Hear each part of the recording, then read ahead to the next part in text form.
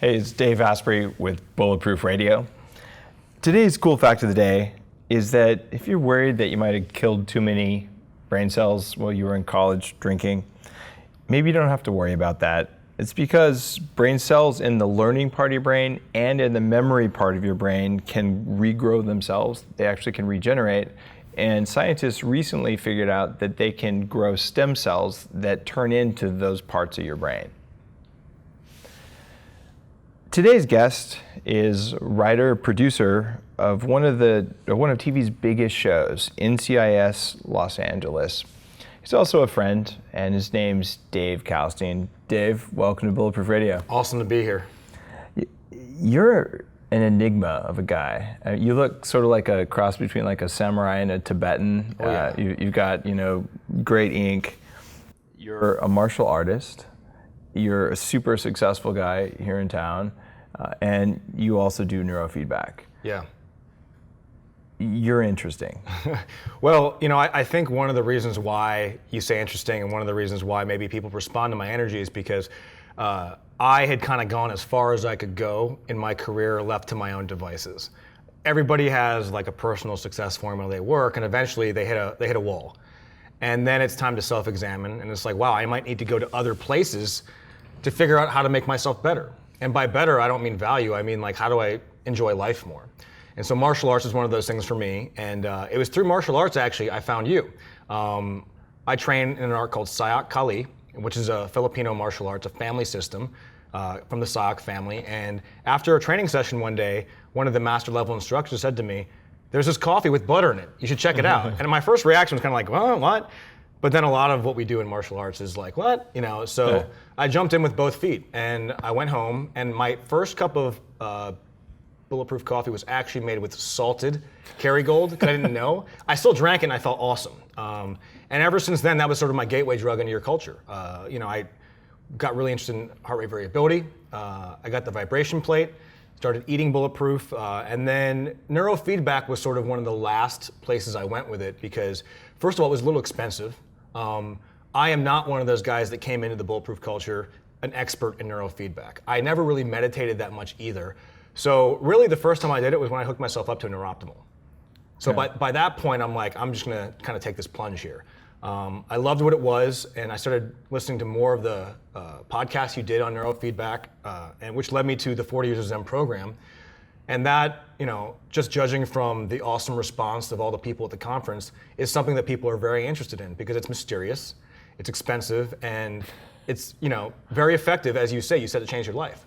So that was sort of the most powerful experience I've had and the most unusual experience I've had in terms of becoming like more elite performer. So if you're listening and you've never heard of neurofeedback, it's the idea that you can get electrical signals off your brain, and we've known this for close to 50 years, but you can play them through a computer, turn them into sounds, and then play the sounds back to you. So your brain waves can become violins or pianos or various other sounds.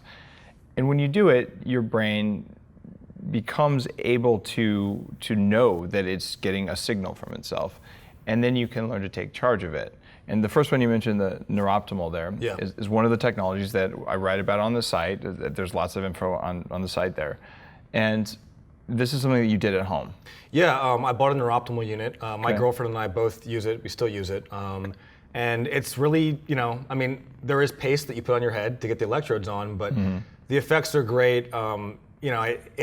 It's really easy to bring it to your house, and I think you've talked in the past about sharing it with other people, sharing the cost, which makes a lot of sense. So if I was just going to use it for me, then it wouldn't have really made much sense. But the fact that my girlfriend and I can both share it is awesome. It comes down to like $18 a session, which is why I like that one, because you can put the electrodes on yourself. You just stick one here, and some clips on your ears, and then you use it. How often do you use it now that you've done some really advanced training? Well, when I went to 40 Years of Zen, I'd had about 100 sessions under my belt. And like most people that are in your community, I started out like doing 3 sessions a week and like want to do more, but you're not really supposed to. And that's the thing about neurofeedback is you don't really have to. You're not supposed to work hard at it. It's supposed to just happen, which for a goal-driven person like myself at the time was difficult because I'm like, I want to do 100 sessions a day. But that kind of led me to realize the scientific part of what we do only takes you so far. Yeah. Eventually, you kind of have to confront the unknown. The first time you try bulletproof coffee, it's the unknown. And you feel awesome. The first time you put electrodes on your head, it's also unknown. So if you voluntarily choose to confront that, great rewards may be waiting for you. Like with martial arts, it's the same thing. Nobody wants to go train martial arts the first day. In my job in Hollywood, I remember the first day I had to walk onto a set and produce an episode. It was 6 years ago, the first time I'd ever done it. I was young, I was scared, and it was just, it was a very unnerving experience. And so we need to sometimes go away from the scientific thing and open our minds up to the unknown, in the same way that I stepped through the door into that sound stage and ended up doing pretty good on that day, But you have to make the leap. If you don't make the leap, you will live a life like everybody else, which I don't want to do. You weren't doing that before you discovered neurofeedback by a long shot. You were already doing Sayoc. Yeah. Tell me more about Sayoc, because my take on you, and having gotten to know you reasonably well, is like you don't stop. Like you're really intense. You pay a lot of attention to stuff, and you jump in with both feet, and you try it, and you sort of get what's there for you. So what made you do that with Sayoc? What is Sayoc? Let's talk about that, and how you got as involved as you are there, and then let's see how you've done other things in life. Well, the biggest distinction I can make with Sayoc is I did martial arts before. A lot of guys haven't done martial arts before they train Sayoc, but I had done Thai boxing for many, many years, and we don't use weapons in that. It's a sport, and in most martial arts, the weapons practice is the most advanced elite level, because it's a weapon and you can hurt someone badly from the get-go. In Sayoc, in your first class, you learn how to use a knife, which is sort of counterintuitive. Why would you start with a knife when you can't even punch? Well, the way we think in Sayoc is you de-escalate from the perfect form. And once you go from there, you are equipped to deal with everything else. Why would you want to practice something that's inferior? So if you can work that knife, you can work everything else. And the blade, this is also very individual to Sayoc, the blade is a learning tool. There are consequences to getting cut. And now we don't use live blades in a first class, but we do teach you how to handle them. And the trainers, as you felt, there's enough feedback there to let you know, oh, that little chill down my spine. And now I've got your attention. Now you're ready to learn, because your mind is occupied by this very scary looking blade. And you're hearing about vital targets and all these things. And really, all you're learning is how to learn. I really enjoyed the training. I mean, you were kind enough to bring in Nick, the Sayoc master. Yeah. He's a full instructor. Full instructor. Yeah, okay, am I using the wrong title there? It's actually, I'm glad you brought this up, because our master level instructors are called Tuhans. Okay. And there's not many of them in the world. Okay. And these are guys that have like 20, 30 years of training. And Nick is very good. He is not at that level yet. Okay. But he's a solid guy. I just want to make that a senior instructor. Okay, cool. Got it. I don't understand the hierarchies yet, so. Yeah. Well, like any group, it's important to have hierarchies, because if you don't and there's no rules, you have no protocols. And it's chaos. And next thing you know, you got guys putting on t-shirts and selling their own stuff. Tell me that sounds familiar, Dave. With no protocols, you got people coming to your conference and selling things that may or may not benefit you when it's your thing. Yeah, if they're selling, chocolate frosted sugar bombs at the conference, exactly. I'm like, you're welcome to sell them, but this isn't the place for that. Yeah, and one of the things we do as a group is it's all about group dynamics, right? Because if all I can do is teach you to become a more deadly individual, I have failed. Because chances are, when you are in life, you will be with other people. It's all about it's a tribal art. Therefore, we train you to make those around you better. Our definition of mastery isn't Mr. Miyagi on his own. It's how you transfer these formulas to other people. Now, if people think you might be spouting BS here, like you participate in training of some of the world's most elite militaries. Yeah, correct? the Sayoc Tactical Group, they train elite law enforcement and military. Obviously, we can't get too specific with that, but the formulas have worked on that level, and now we're actually making headway in Hollywood as well. Sayoc Mastery brand is offering the same kind of training to more civilian-minded clients, and I myself have worked with some of the Sayoc guys, and we've sold a couple TV shows as well. So the formulas that work for the physical combative world also work in the mental world, and we only know that because we do it. I know it's a little, that's what people need to kind of get over. It's like, how can this blade formula actually work in a room as well? Well, we are never not armed, right? So you walk into a meeting, and the same tempo that works in the blade can work in that meeting, because now the people are the fight, even though it's not a physical fight. It's interesting, when I went and I trained in your garage, you had you were there, you had another person who was an observer, Yep. and you had the instructor there. Yeah. And it's awesome because you're using shiny steel knives, unsharpened knives, but rather than a piece of wood, which is a common training thing, and I've been in classes like that before, Right. which doesn't neurologically trigger you. I actually had a knife pulled on me a couple times when I was a kid. And at the time you're like, this is a life or death situation. Like it leaves a mental impression, so you're likely to recoil from a blade like that. In fact, we naturally do that even if no one's ever threatened you with a knife, because that can kill you. Yep. It's deadly. But I found that my nervous system doesn't differentiate between a shiny, unsharpened knife that will not cut me even if I drag it really hard over myself versus a real knife. So to stand there, it was kind of unnerving. Right. Someone's standing there holding a knife against you, and you're just going to block, but it looks like a knife. It's weighted like a knife. It has the energy of a knife in it versus a piece of wood, which is like, oh, I just know it's not a knife. Like the difference there was very palpable neurologically. Yeah, there's not much left to chance with the way that Sayoc teaches. Something you talked about before, and I'm glad you brought it up, the three-person teaching method. Yeah. That's something we do. It's called the feeder, receiver, observer relationship. So in that situation, the instructor was the feeder. He was feeding you information, controlling the room. You were the receiver. You were receiving information, and I was the observer. I was watching from an objective point of view how the lesson was going. I was looking at you to see what kind of responses you were having to maybe communicate to the instructor, maybe we should take him this way because he's having this kind of reaction. And with the shiny blade that you were talking about, we like to use shiny blades because when you're having a knife pulled on you in the street, it will most likely be a shiny blade that looks just like that. And how you train is how you will be in reality. And we don't make the delusion that we think that we'll be 100% in training. I'm sorry, in real life. You sink to the level you're training. So we kind of believe that maybe 30% of what you can be. And it's a lot of subconscious responses as well. So every time you see that mirrored knife is a time that you become more familiar with it. So if it ever happens to you in real life, you'll have those reps burn. Everyone talks about 10,000 reps, right? To gain mastery, I guess. I actually don't agree with that because I want to know what kind of reps is that person burning. What is your definition of a rep? Because it's not about quantity, it's quality. And something I actually just said in my talk at the conference was, I don't burn 10,000 reps. My life is one rep, and it never ends until I'm dead. And that means I have to be extremely mindful of every piece of my day. Does your day start when you get out of bed? Does it start when you make coffee? Does it start when you put your clothes on and go to work? Or does it start before you open your eyes with your first conscious thought? Because that's probably going to set you up the whole day. Well, if that's the case, then maybe your first step of the day is before you go to bed the night before. Because the unconscious is also a very alive place. And so the way we train is if we're going to set you up for your day to train, that rep, it starts the night before. What is the last thing you think of before you go to sleep? And everybody has their own way. Gratitude's a big deal for me because I do not want to waste any time because it's only one rep, That's such an elegant way of thinking about it. It's just one rep. The other thing that impressed me about Sayoc is that the idea of a pattern, and I've done some training in judo. I'm not a mixed martial artist by a long shot. I'm a computer guy. Yeah.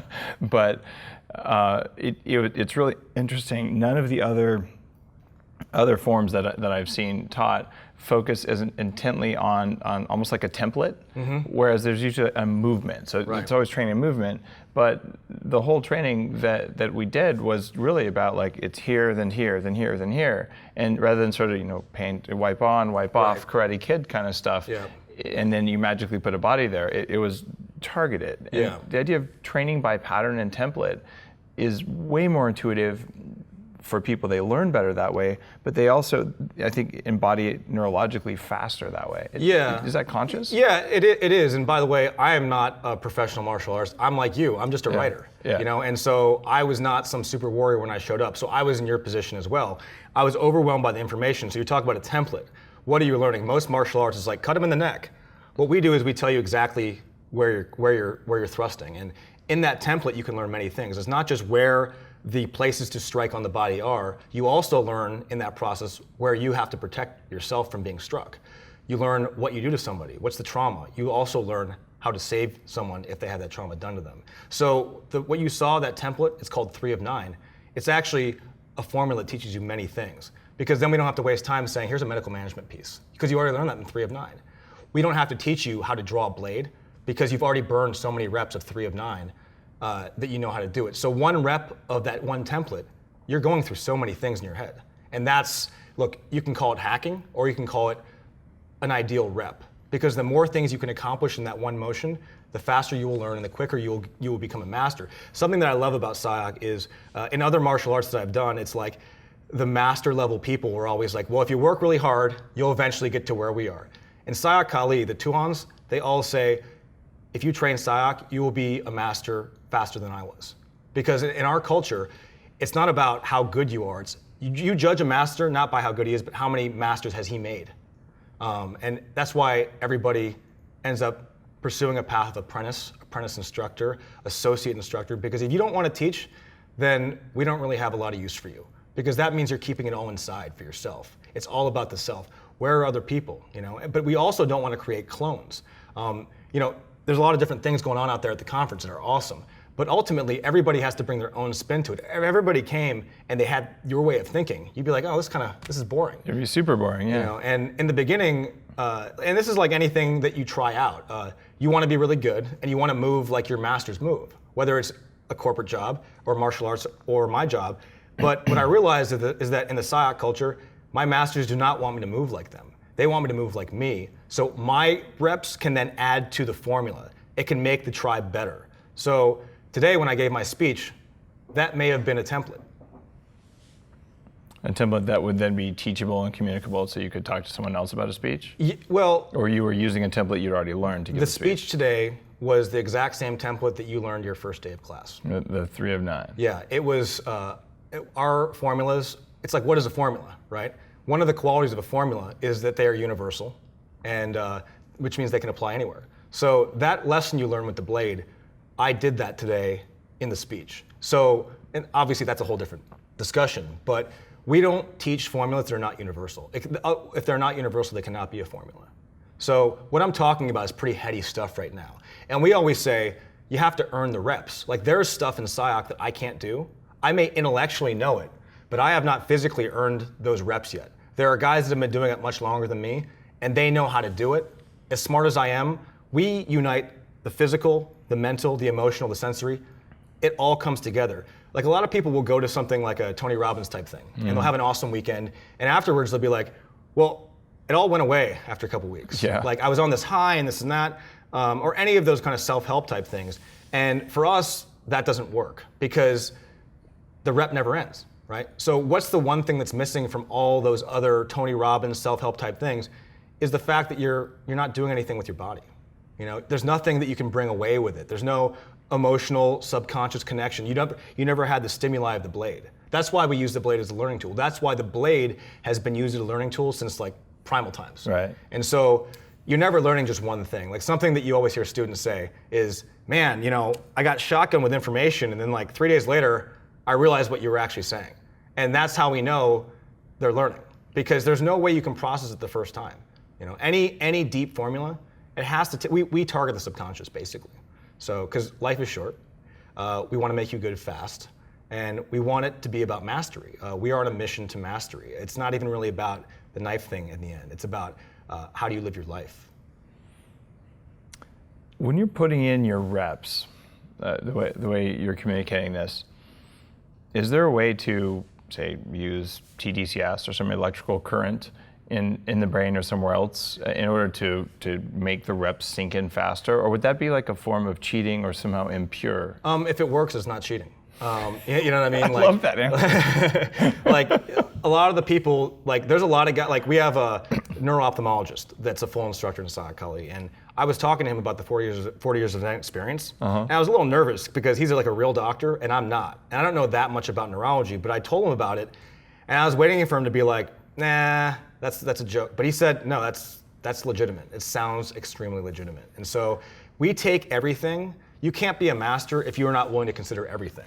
So will we research the TDCS? Will we, you know, when you came to my house with some other guys, like I had some of my friends there who were very knowledgeable, because we want it to be a dialogue. It's not about like who's better. It's fun. Yeah, and it's about sharing that information and making the rest of your tribe better. So absolutely, we, you know, all that stuff is going on, you know, and that's sort of why, like, you know, that's why I take a lot of pride in being here right now, because an instructor told me about coffee, and a couple years later, I'm here talking to you, and a lot of Sayoc guys are aware that there is this world out there, and they're able to use it or not use it according to their own personal formulas, because everybody's formula is different. You have a personal success formula. I have a personal success formula, but like, have you succeeded because your formula is so tight, or have you succeeded because in spite of all the bad reps you ever burned? Probably the latter for me. Yeah, and me too, by the way. When I first started out in Hollywood, I was a very fear-based person. Yeah. My methodology behind writing a script was, I don't want to write the best script ever and touch people's lives. It was, I want to write a script that's so good it makes my colleagues at the show question why they chose this path in life. And that, wow. And that's some fire right there. Yeah. But that's also a lot of weight to carry around with you. And that is how you carry weight if you're by yourself and you're making yourself an isolationist. It's like Michael Jordan hated losing more than he liked winning. Think about how good Michael Jordan could have been if he wanted to make masters. And he had a way to do it. Because there's a lot of master level people who are like, I just do what I do. Well, don't tell me that. How do you transfer it? How good are your guys?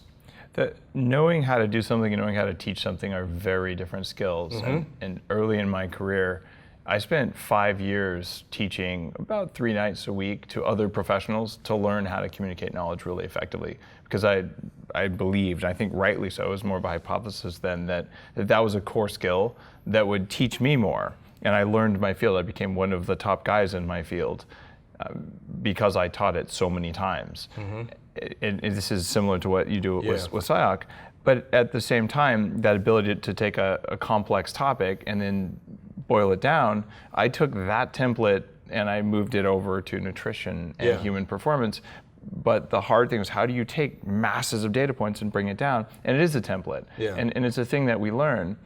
The question is, can we teach kids or young adults how to think about templates instead of how to just do stuff? Yeah, and that's always when, something that we talk about is like headhunter tribes, like older cultures, they had a lot of things figured out. And we have created a lot of complications in life. And there are certain principles that are universal. So you talk about kids, right? I don't have kids. I would like to one day. Most of the guys in Sayoc do have kids, right? So, and we were talking before about like when it goes down, you're going to be around your family. So we are a family-based art. So kids are always running around our seminars. And one of the first things they learn, what did kids do in the tribes in the Philippines? They learned how to pass blades to their father. They learned how to hold them the right way. The women learned similar skills. So there was no one that was not helping, because in a tribal culture in the jungle, if everyone does not contribute, you're not going to survive very long. Yeah. And I don't think it's very different right now on a Hollywood TV show or in corporate America. So if the formulas don't work for kids, then they're not universal. I took what I learned at Sayoc about passing a knife safely, never thought of it before, and I taught both my kids. Oh, so, great. Yeah, we pass knives back and forth they have at the fun? table. Oh yeah, they think it's really cool. That's very cool. And interestingly, it's some kind of weird thing.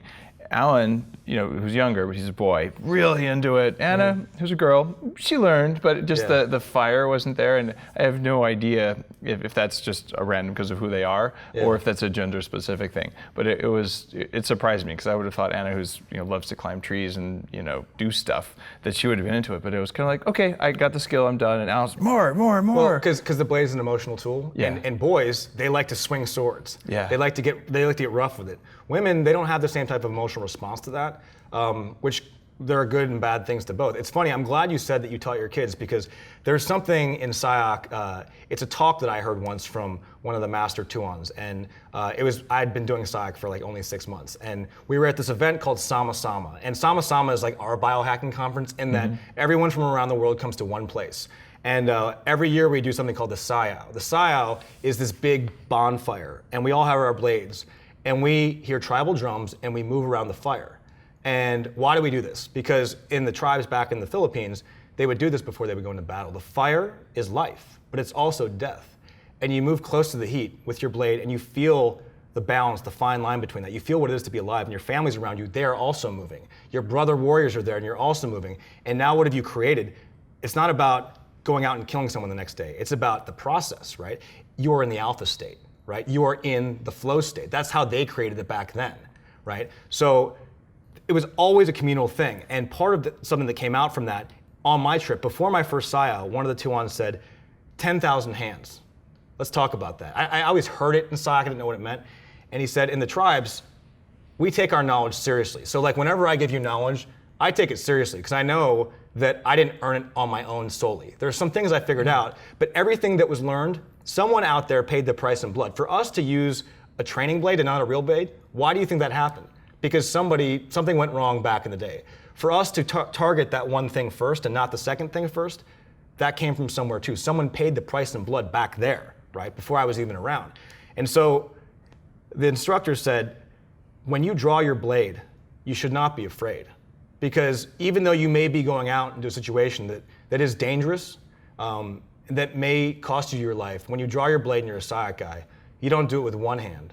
10,000 hands draw that blade with you. And when you were passing your children that blade, 10,000 hands pass that blade with you. And that moves me, and that's powerful, and that's awesome. It's amazing, because I never would have conceived of there's a safe way of doing it where you're not going to drop the knife and all that. I grew up, I remember I got my first knife when I was, 8 or something. My dad gave me his pocket knife, when he was a kid. It was kind of an important thing. Yeah. And I remember that, but there was never like, okay, what do you do with it other than don't cut your fingers? There's some basic, cut away from yourself kind of stuff, but it wasn't formalized. So my kids are still a little bit too young to have their own pocket knife. Yeah. But I said, it's okay if they cut themselves. Unless they cut off a finger. Knives are a great form of biofeedback. Well, they probably won't because you taught them how to pass blades. Exactly. So I bought each of them a little pocket knife, a little Victorinox. Yeah. And I said, well, guys, when you're ready to have a fire ceremony, so make it a very important thing for them, awesome. We'll do that. So we built a fire pit in the backyard. You can have a Sayoc. We could, right? And then I said, you guys want to do it? And they're, nah. I said, okay. You're not ready. Yeah, they're not ready. What? What? No, we're ready. We're ready. No, we'll try again next month. Yeah. So they still haven't, earned their knives yet because the passion isn't there. But I think there's a huge emotional value in making it ceremonial. There for is. kids as well. There is. It's like life has consequences, and ultimately, you have to make things change for yourself. It's totally true. Yeah. So now I get you as a martial artist more than I did before this. Good. Then you started doing 100 episodes or 100 sessions of Neuroptimal. Yeah. Okay, what happened in your life? Neuroptimal is the home neurofeedback. You just hook it up to your head. What changed emotionally? What changed in your martial arts practice? What changed in your career from that level of neurofeedback, which is relatively light? Something I had to get over in the beginning was looking for immediate results. Like if sometimes you can like pop a pill and you feel the results immediately. With neurofeedback, it's different. I had to be patient with myself. That part is part of the training too. Like, don't look for crazy results. You can't do it 100 times a day. It goes back to process, and I ended up. People would just tell me. I wouldn't feel it myself. They would say, "Dave, you seem a little bit more calm. You don't stutter as much in conversation anymore." Oh, you noticed that effect too? Yeah. It's funny because when you get a Neuroptimal system, it tells you to list some things, some goals, right? Because you need some method of quantification. And I actually didn't look at it since I bought it. And so like the other day I looked at the goals and it was like, be more Zen, be kinder to people, show them love, that kind of thing. And those are all things that happen. So a lot of it, it's funny because it's neurofeedback. If you're looking for the immediate value, you're almost getting in your own way. And that's what we were talking about at the speech today a little bit, which is hacking is like, it's pursuing something that's valuable and finding a better way to get there. Yes. Right? So, but it gets to a point when you are really doing elevated stuff, like with your brain, you can't hack. There's only so much you can hack. Eventually, someone has to say, I'm gonna hook myself up to this computer. Or I'm going to take this trip somewhere where it costs a lot of money and go through this crazy experience that no one can really describe to me. And at that point, it evolves past that value thing and it starts being about the process. It starts being about your life. So in my mind, all the steps between the coffee and all this, the sleep induction mat, they lead you to the door of process. And that's what mastery is. And that's what the neurofeedback technology of Neuroptimal, that opened a door for me. But I had to walk through it, There's a whole process, because I would like all this to be free. The value to all of us when people's consciousness works better, it's very important. So I'm like, okay, breathing exercises, free. Heart rate variability training, $99. Yeah. And then you go to something like the upgraded focused brain trainer, moving blood to the front of your brain. You can pay attention better, including during meditation, right? And that's under $1,000. Neuroptimal, hundreds of sessions of neurofeedback, which is $18 a session, but you got to buy a lot of them. Apologies, these are partners I work with, right?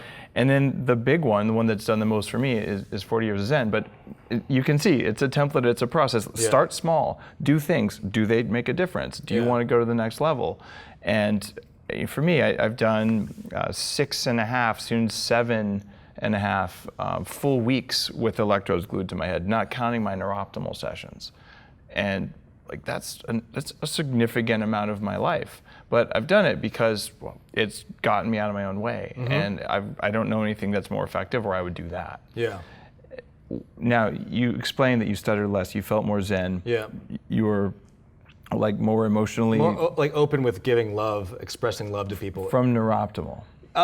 Well, that got me going. In the door, and you said, I see that my brain will change, and then you went to 40 years of Zen. I would not have done 40 Years of Zen without Neuroptimal. Okay. It's a great kind of doorway into that next level. It's seeing what your brain does when it can see itself. Yeah. Right. Yeah. Okay. And what happened post 40 Years of Zen? Like, what were the changes you experienced? So I've been twice. I'm going back the third time in December. The first time, it was really about clearing out my own mind, working on myself. And the second time, I realized that I had done a pretty good job of that, and my alpha brainwaves were kind of plateauing, and the next step of it was sharing this awesome world I have inside my heart with people, which can sound a little new agey, right? Little. Yeah, a little, but for things to become alive, like I've been talking about tribe the whole time, right? Yeah. Kids, this and that, dancing around the fire. I mean, dancing around the fire by yourself is not the same thing as doing it with your brothers. It's not the same thing as doing it with your family. So every time you go, new things happen. You are able to control new parts of your brain. That's part of the process. You don't just do the same thing over and over and over again. Just going once, by the way, is life-changing. I didn't think I was going to go back again, but decisions led me to that point, right? But it's a progressive practice. It is like martial arts for your brain. Very much, on a subconscious level. And the funny thing is, after doing it, I came back, and who am I going to talk to about it? I could talk to you. Yeah. And of course, I talked to some Tuhans about it, and they were all kind of nodding. Like they had never done neurofeedback before, but they were at a level in their lives where they had earned the reps, where they knew exactly what I was talking about. They were like, they know what alpha is. There are spiritual masters from many different disciplines who get here, and what I found is that I was a cloud computing guy, not a spiritual master. Yeah. I didn't know anything about this stuff when I was young, and I was able to find the faster path. Yeah. And the idea of meditating is attractive to me, except that, I could play with my kids, or I could meditate. I can, I would like to play with my kids. I would like to meditate, but there will be a trade-off. What if, when I do meditate, I have rubber bumpers and buzzers when I do it wrong. So I won't waste even 1 second in an effective meditation. To me, that's a beautiful thing. That's an ideal, like the pursuit of perfection, the idea of getting more in less time. Yeah. So that was what attracted me to it. And to be honest, that's what attracted me to the second time that I've done it, and the other times. The first time what attracted me was, I actually said, well, if the average person gets 12 IQ points, divide by, it's like $1,000 an IQ point, that I'll put that on my Discover card, because I didn't have cash in the bank for that. I was between jobs. Yeah. But it was so worth it.